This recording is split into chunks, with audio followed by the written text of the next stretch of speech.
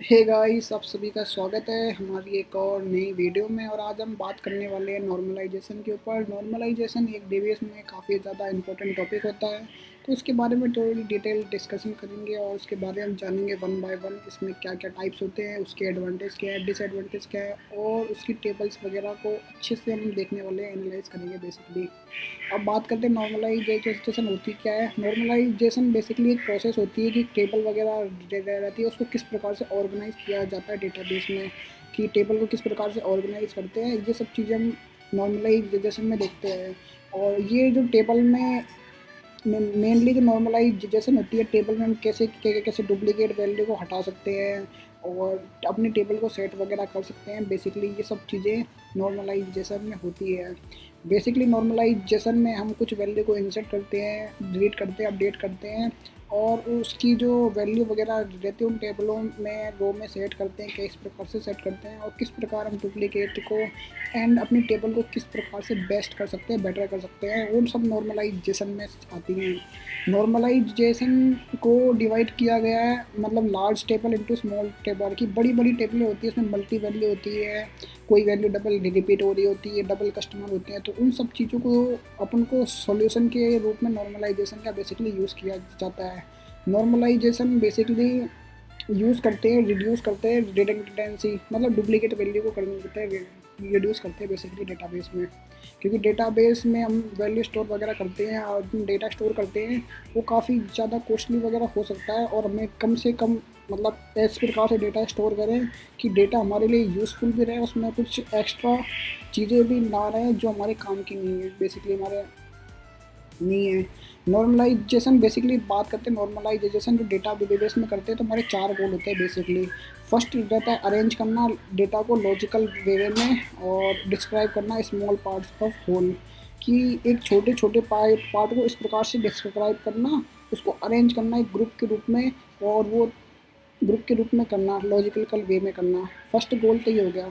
Second ये रहता है कि टेबल में हमें मिनिमाइज अमाउंट में हमें डुप्लीकेट वैल्यू करनी, कि कम से कम डुप्लीकेट वैल्यू रहे, उसको इस जो इसे कहते हैं रिडंडेंसी बोलते हैं, डुप्लीकेट वैल्यू बेसिकली होती है डेटाबेस में। और थर्ड गोल होता है हमारा कि ऑर्गेनाइज करना डेटा बेस में, कि हम उसमें कुछ मॉडिफाई वगैरह कर सकते हैं, कि चेंज वगैरह कर सकें, और जो चेंज वगैरह रहे केवल एक ही की प्लेस में रहे। सपोज़ मेरे अपने किसी में मैं चेतन की बात करता हूँ। सपोज चेतन हमारे कॉलेज में पढ़ता है, और उसके मतलब कॉलेज में पढ़ता है, हॉस्टल में भी रहता है, वो कॉलेज में मल्टीपल जगह आ रहा है। तो तो उसको ना हम मॉडिफाई करना है कि उसने फ़ीस पेमेंट कर दी है, हॉस्टल की भी कर दी है, कॉलेज की भी कर दी है, लैब की भी कर दी है, सब की कर दी है। तो हम एक जगह बस पेमेंट का वो कर दें और वो सब जगह वो शो हो जाए, तो ये हमारा एक गोल रहता है। अब एक बिल्डिंग करना थर्ड गोल हमारा। फोर्थ गोल ये रहता है कि मल्टी की building database which you can access and multiple the database quickly and effectively without comparison, without integrity.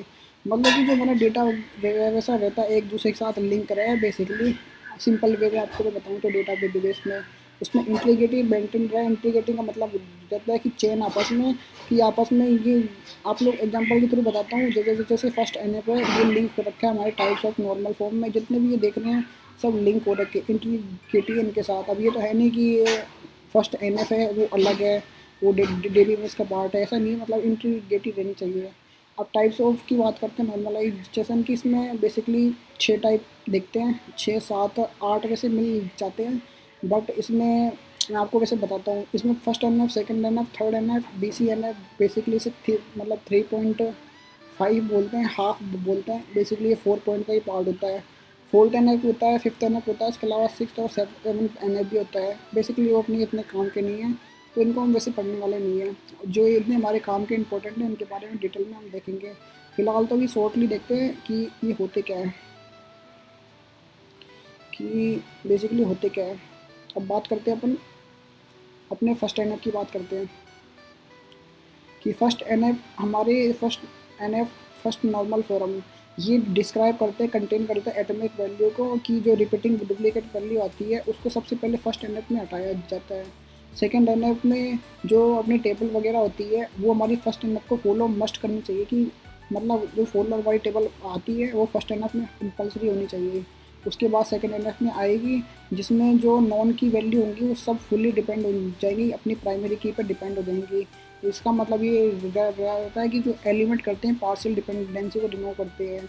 कि सपोज़ एक मतलब कि राम राम ने मतलब 4 सामान खरीदे या परचेज़ किए, तो सबकी सब ना एक राम के ऊपर डिपेंड है। तो वो जो हमारा राम की जो आईडी रहेगी वो हमारी प्राइमरी की रहेगी। उसमें जो मल्टी वैल्यू पार्शियल डिपेंडेंसी होती है उसको एलिमिनेट किया जाता है बेसिकली सेकंड एनएफ में। थर्ड एनएफ की बात करते हैं कि थर्ड एनएफ में बेसिकली ये हमारी जो बाकी की दो एनएफ है इनको फॉलो करने के बाद थर्ड एनएफ में आती है। तो इसमें जो ट्रांजिटिव डिपेंडेंसी होती है वो एग्जिस्ट करती है, इसको एलिमिनेट करते हैं ट्रांजिटिव डिपेंडेंसी को। शॉर्ट में अभी समझ रहे अपन क्या होता है, अभी आगे इनको और डिटेल में देखेंगे।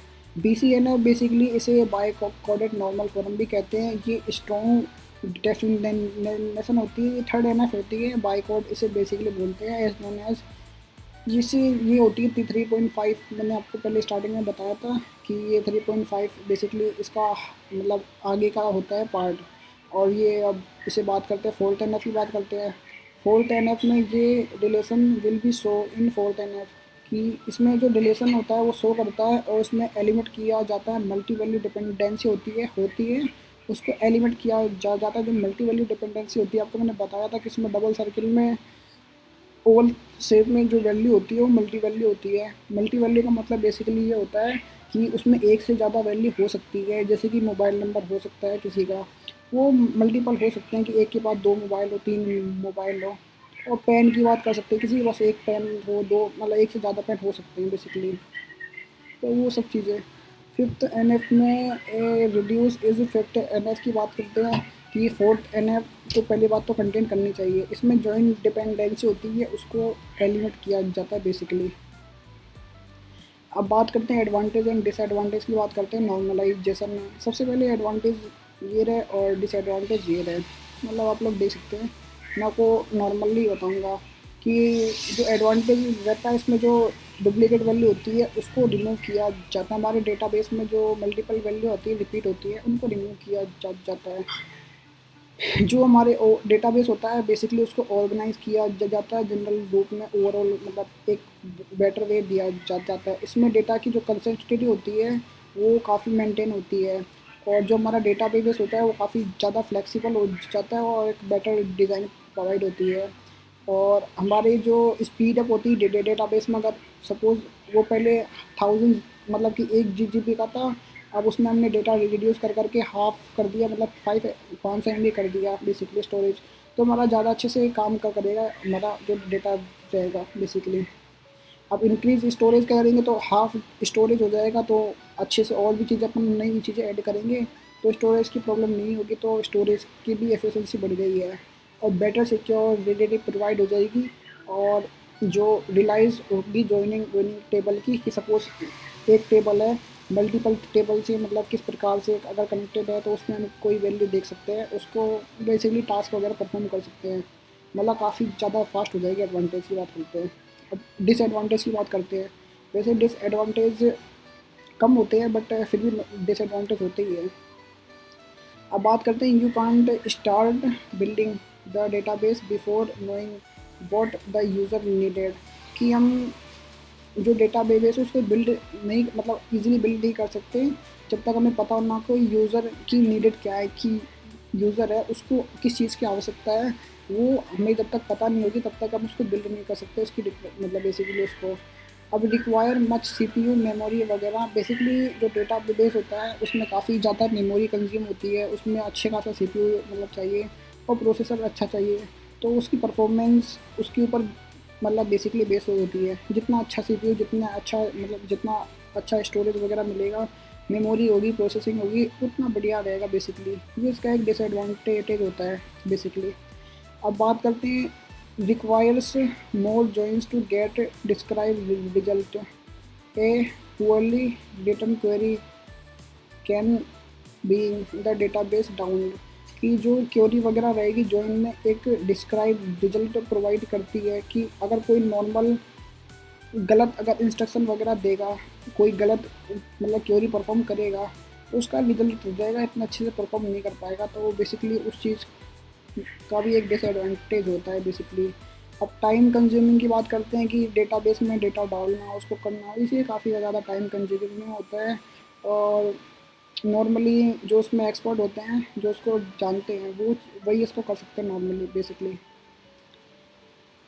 अगर इसमें कुछ भी केयरलेस वगैरह हो जाए, लीड वगैरह, तो डेटाबेस में हमारी डिज़ाइन ख़राब हो जाएगी, लीडर, और सीरियस प्रॉब्लम हो सकती है कि हमारे डेटाबेस में अगर कुछ भी बाय चांस कुछ भी अगर मिस्टेक वगैरह हो जाए तो फिर प्रॉब्लम हो सकती है बेसिकली।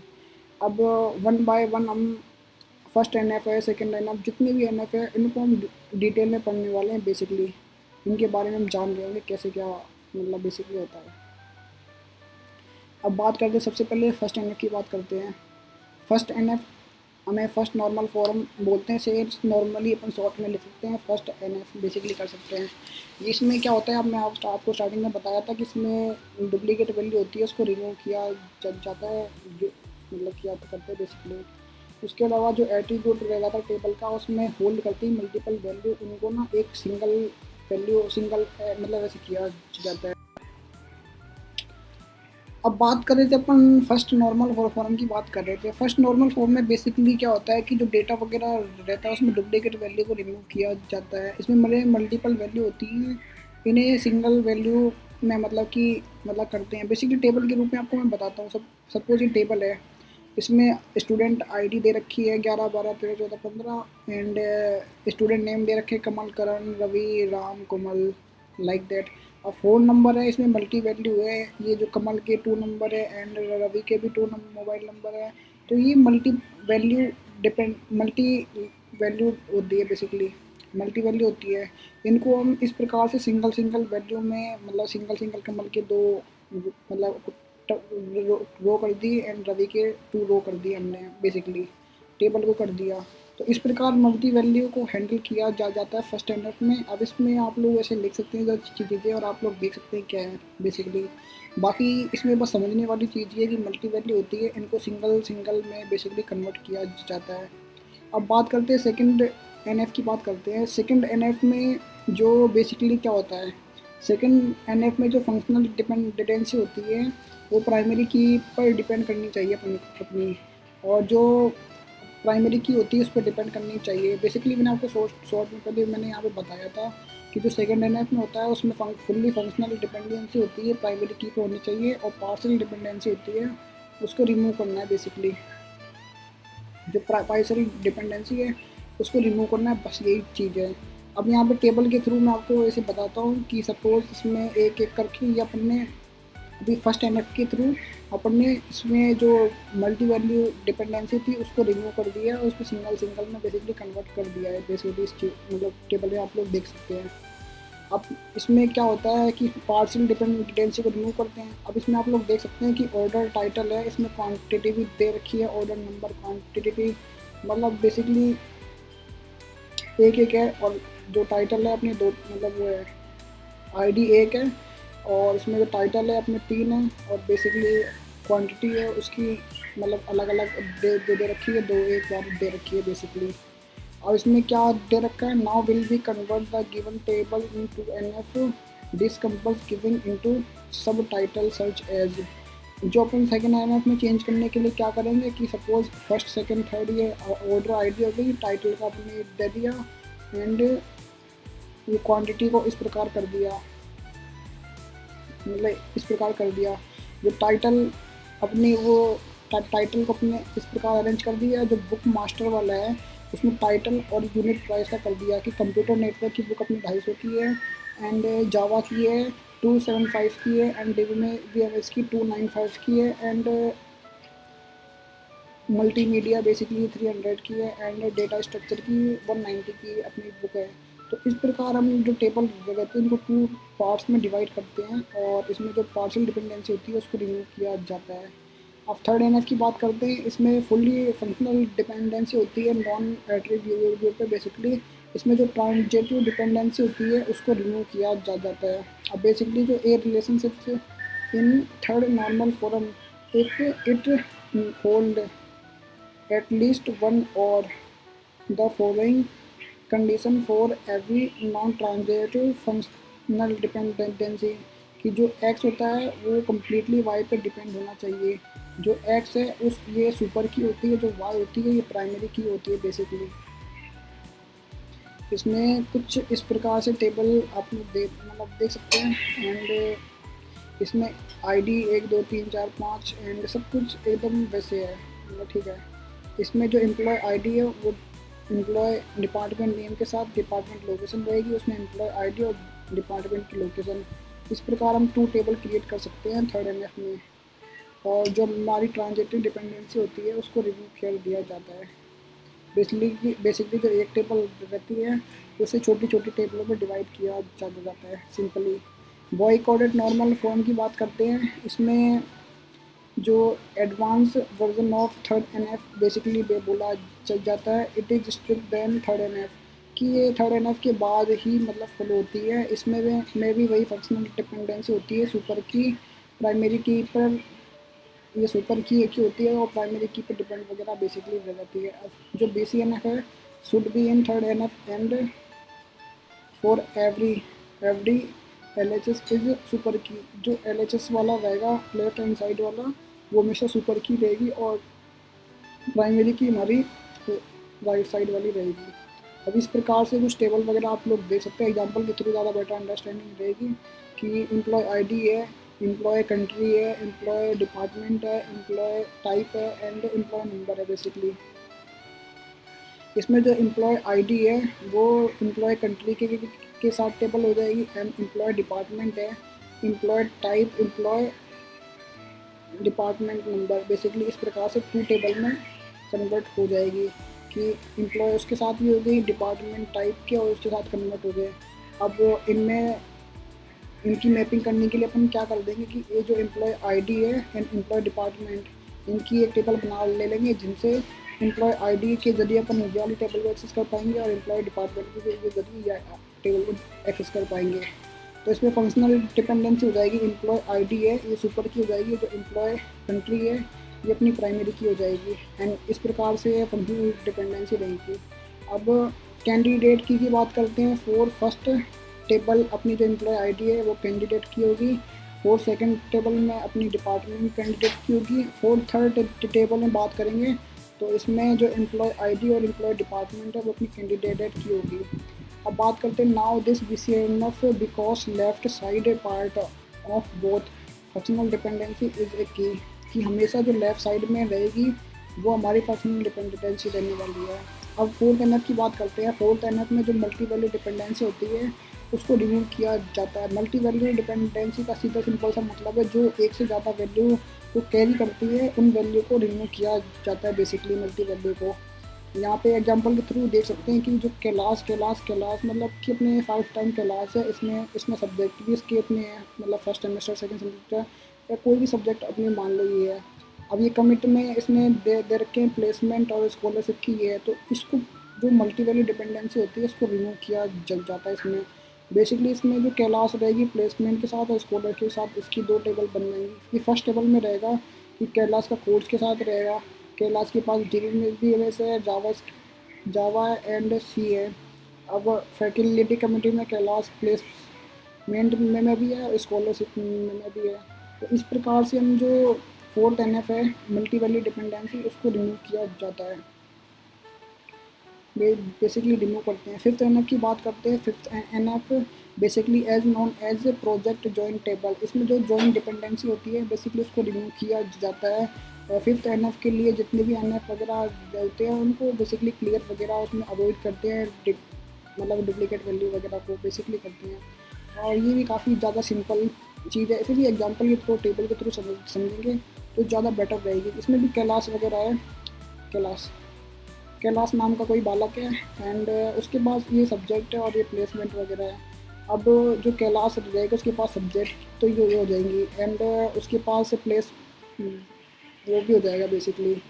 अब इसमें तो कन्वर्ट करते हैं कि फिफ्थ एनएफ में ज्वाइन बोथ टेबल फर्स्ट और second table if giving the result same and organize table faculty then fifth NF otherwise not fifth NF. इन दोनों को अगर कंबाइन करेंगे जो मेन टेबल अपनी आएगी वो अगर वो रहेगी तो अपनी फिफ्थ एनएफ रहेगी, नहीं तो अपनी फिफ्थ एनएफ नहीं है, अपनी जो वो है फिफ्थ एनएफ नहीं है बेसिकली। बेसिकली ये जॉइंट टेबल डिपेंडेंसी होती है। और आई होप आपको ये समझ में आया होगा, बहुत ही ज़्यादा सिंपल वे में आपको एक्सप्लेन किया गया है। तो थैंक यू सो मच।